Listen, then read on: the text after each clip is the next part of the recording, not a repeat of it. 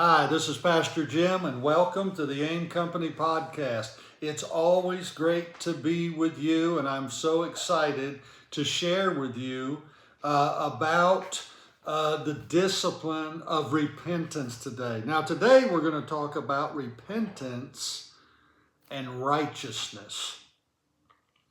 Another teaching we just did was on repentance and relationship, but now we're going to talk about repentance and righteousness. You see, repentance isn't just one time. Repentance happens more than one time in our journey, and it allows us to become the men and women that God has called us to be. I'm going to read a passage of scripture, just two verses out of 1 John chapter 1. It's verses 8 and 9. And this is how it reads. If we say that we have no sin, we deceive ourselves, and the truth is not in us. If we confess our sins, He is faithful and just to forgive us our sins and to cleanse us from all unrighteousness. When I'm teaching Quick Start, this happens in lesson 1. So I'm just going to kind of break down these two verses and how important the discipline of repentance is in the life of the believer. Number 1, if we say that we have no sin, we deceive ourselves. In other words, when we fall short of what God has asked us to do, we commit sin. And even a believer can commit sin. All of us have experienced this before salvation and after salvation. That doesn't mean that we can't overcome sin, but let me show you how the discipline of repentance helps us overcome the very sin that Satan wants to step on our head with and keep us and keep it, therefore, under his control. Number one thing that you and I need to do when we're trying to overcome sin is call sin, sin. Don't try to excuse it. Don't try to justify it. Don't try to rationalize it away. Make sure that, hey, if you lied to somebody, then you need to fess up. If you gossiped about somebody, you need to fess up and you need to say that's sin. If you lost your temper and you got angry and that wasn't pleasing to God, you need to fess up and say, hey, that's sin. If we say that we have no sin, we deceive ourselves. Now understand, 1 John is talking to believers.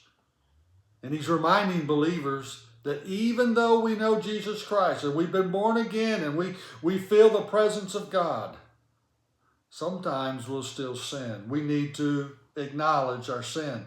The second thing we need to do is this. We need to confess our sins. This is verse number 9. We need to confess our sins, or a better word there for confess is repent. We need to repent. Now, repent means this. If I was walking towards this wall, I would turn around and start walking towards this wall. In other words, when I repent, I'm saying, God, I don't want to do that anymore. I want to change in my life. You can't fake God out. Some people say certain things, but they don't really mean it. God says, when you repent, you mean it. Because if you don't mean it, you're really not repenting. You've kind of already, if you please, cursed yourself. So if you're sincere about being everything that God wants you to be, and I know those who listen to the AIM Company podcast are, because we're all about making one more disciple. That's who we serve. We serve disciples in the kingdom of God. And so I'm trying to help disciples today understand that we've not only got to acknowledge our sin, but then we got to repent of it. We got to say, God, we don't want to do that anymore. Now, there's a third step that I want you to do.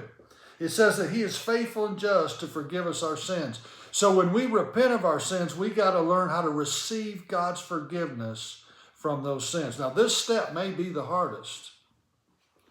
Many people will continue to beat themselves up, make themselves feel bad, even after they've repented of their sins. Now understand this, your feeling is not the same as your faith.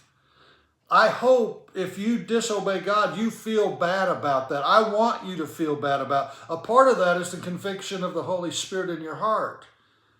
He's not beating you up, but you don't want to feel good about your sin. You want to feel bad about it. That's normal. That's right. But you don't want to live like that in eternity. It's kind of like grief. Grief is natural when we lose someone that we love, but we can't stay in that state of grief forever. Grief is to help us move forward and to move out. The Bible says the same about receiving God's forgiveness. When you receive His forgiveness, you're now able to walk without that sin in your life. Until you receive it, that sin is going to still have some kind of authority and power over you. And God is trying to say, wait a minute, call sin sin, acknowledge the sin, repent of the sin, say, I want to go another direction. Now receive my forgiveness. I'm faithful and I'm just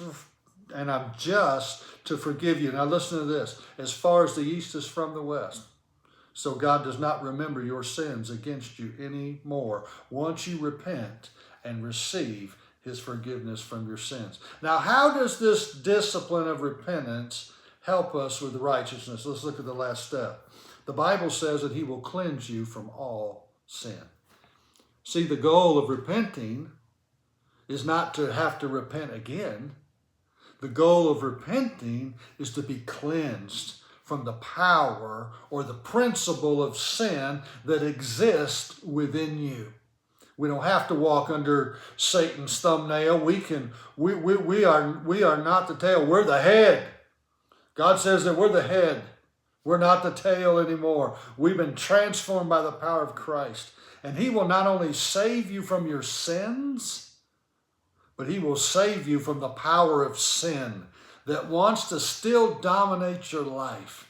And when you do this, when you acknowledge your sin, when you repent of your sins, when you receive God's forgiveness from it, you can say, God, cleanse me now.